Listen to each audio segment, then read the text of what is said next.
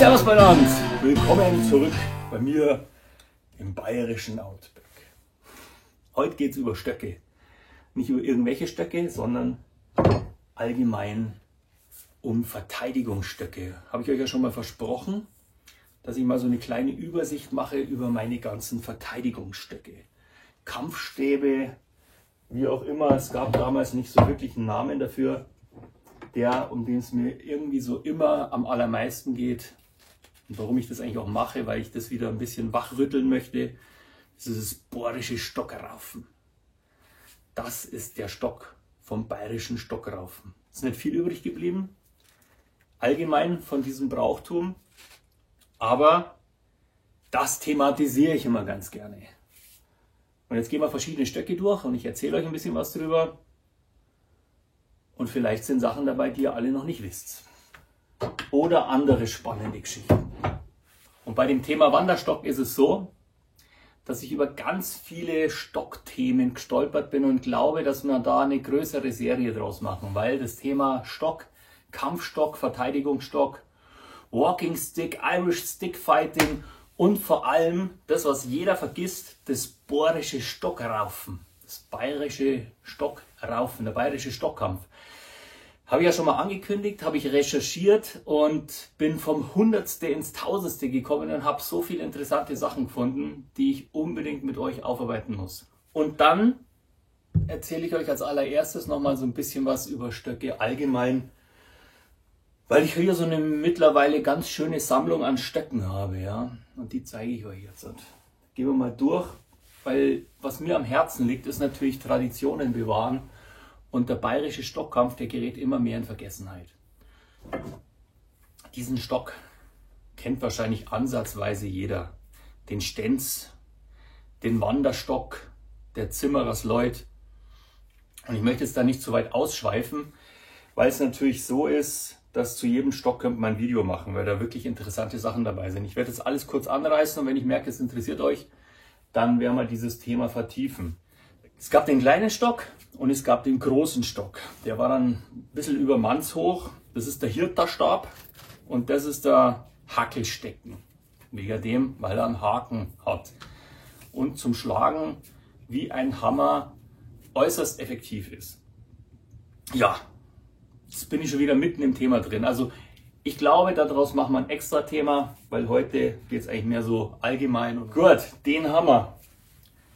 Dann, was gibt es denn noch Interessantes? Naja, jeder kennt natürlich so diese kleinen, von allen möglichen japanischen Kampfsportarten, diese kleinen Stöcke, die also 65 cm lang sind. Da machen wir vielleicht auch mal ein extra Video, weil das auch sauspannend ist. Und ich einen Spätzle habe, der ewig lang bei den Dog Brothers in München war. Und vielleicht hilft uns der ein bisschen, dass da ein paar ganz coole Sachen dabei rauskommen. Das ganz schnell abgefrühstückt, sagt jeder, ja, euer Regenschirm, schaut sich den genau an. Da ist jetzt keine Klinge drinnen, so wie jetzt jeder erwartet. Das ist der Burlington Kampfschirm. Der Burlington Fighting Cane. Das heißt, es ist ein Regenschirm, ein englischer, richtig schön und richtig schwer. Der ist mit einer Eisenrute verstärkt. Und den kann man praktisch auch zur Selbstverteidigung hernehmen, weil der nämlich wirklich richtig was aushält. Also der hier, der hilft dir wahrscheinlich aus der ein oder anderen englischen oder schottischen Situation heraus. Sei denn, es kommt ein Ire mit seinem Irish Fighting Stick. Den habe ich nicht da, leider. Aber nachdem wir dieses Video hier fertig haben, gibt es dann noch ein Video, wie baue ich mir einen Shillelagh. Dafür habe ich mir dieses schöne Stück Holz gesucht. Das kriegt dann hier oben so einen richtig schönen Griff, kommt auf die richtige Größe und wird aber in einem extra Video bearbeitet. Das ist hier auch noch eine ganz alte Verteidigungswaffe. Das ist eigentlich der Stiel von einer Pflanzhacke, vom Kreuzhauer, von der Kreuzhacken. Die hat man damals schon ein bisschen umgearbeitet, damit man die zur Verteidigung mitnehmen kann. Und was ein äußerst wirksamer Gegenstand zur Selbstverteidigung ist. Auch ein extra Video. So, Spannender wird's. Hier zweimal Irish Fighting Stick. Der John Hike ist es. Die Firma Dimple, alte Whisky-Firma, die hat mal einen Walking, Fighting und Drinking Stick rausgebracht. Das war irgendwie Anfang 20. Jahrhundert, Ende 19. Jahrhundert. Da steht zwar 1627 drauf, aber das ist das Gründungsjahr von der Dimple Whisky Manufaktur. Habe ich eine Flasche dabei, hier, so schaut es aus. Ich habe sie extra nicht geputzt, damit ihr seht, dass es eine richtig schöne alte ist. Das sind die Dimple-Flaschen. Hat von euch wahrscheinlich jeder schon mal gesehen. Diese seltsame Form. Und die haben sich gedacht, damit unsere betrunkenen Kollegen gesund nach Hause kommen und noch einen kleinen Schluck zum Trinken haben, bauen wir ihnen einen Stock. Das ist ein sehr seltenes Teil, deswegen freut es mich auch, dass ich da zwei davon habe.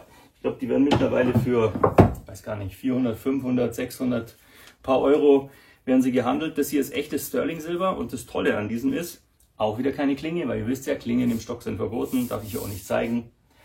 Sehr schön gearbeitet, richtig massive Spitze.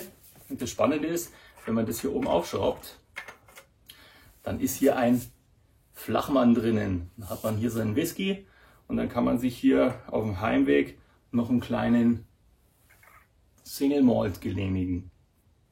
Alles aus Silber, cooler Stock. Und wie gesagt, freut mich, dass ich da zwei habe. Also, der Walking, Drinking and Fighting Stick. Und wenn der einschlägt, ich glaube, dann kommst du auch gesund nach Hause. Ist das nicht praktisch, wie die da mitgedacht haben? Er heißt übrigens auch der Edwardian Walking Stick. Jeder, der den mal in der Hand hatte, der merkt, was das für ein massives, mächtiges Teil eigentlich ist. Vor allem mit dieser schweren Silberkappe wird man da schon so manchen Hund in die Flucht schlagen können. Dann zum Schluss noch was ganz Besonderes. Schaut super unscheinbar aus. Dieses schöne Teil hier. Das hier, das ist der Pokok Melaka, der sogenannte Legionärsstock. Der kommt angeblich aus Französisch-Guyana, ist 200, 300, 400 Jahre alt. Ich weiß es nicht, wahrscheinlich ist er 200 Jahre alt. Ist super, super flexibel und stabil und ist auch ein Kampfstock, angeblich von den Legionären. Dieser hier ist aus Elfenbein. Jetzt nicht, dass ich sage, Elfenbein ist besonders toll, aber wenn das einfach ein alter Stock ist, wo das schon immer drauf ist und man sieht, das ist schon ein richtig zerfressener Zahn, ist das. Also es ist kein schönes Elfenbein mehr, sondern ein wirklich benutztes. Das hat man halt hergenommen, weil es halt einfach hart ist und weil es nicht springen kann. Und der Stock selber, der ist aus Molaka-Rohr. Das ist auch so ein ganz besonderes Holz. Ich habe schon gesagt, wie flexibel der hier ist. Also ihr seht es, man kann ihn biegen. Und der hat wie so eine Wirbelsäule an einer Seite. Ich weiß nicht, ob man das sieht.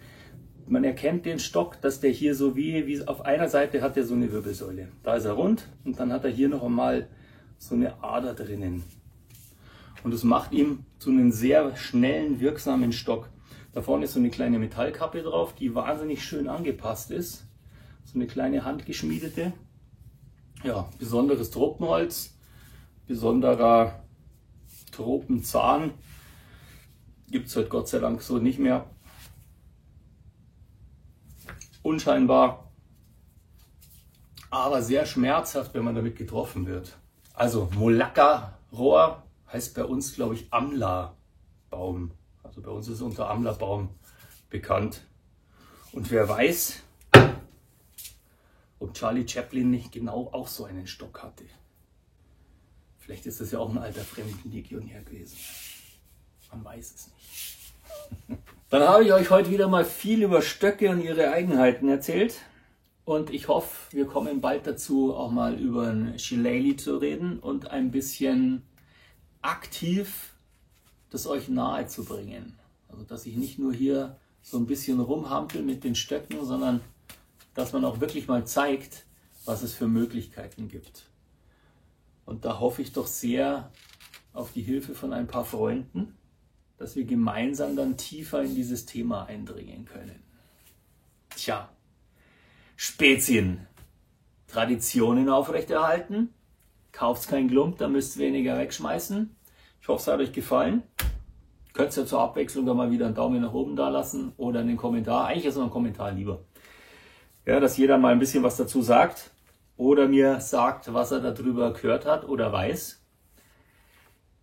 Tja, wünsche ich euch einen wunderschönen Sonntag. Macht's es gut. 14.